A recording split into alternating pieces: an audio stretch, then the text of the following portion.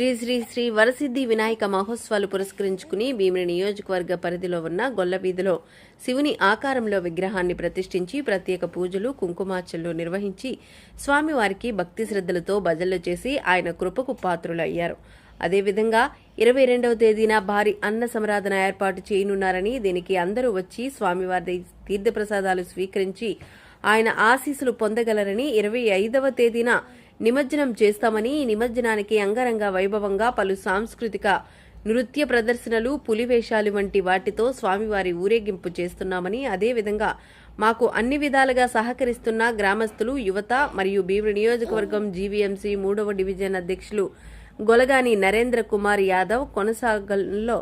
ఈ కార్యక్రమాల్లో నిర్వహిస్తున్నామని ఈ కమిటీ సభ్యులు పేర్కొన్నారు.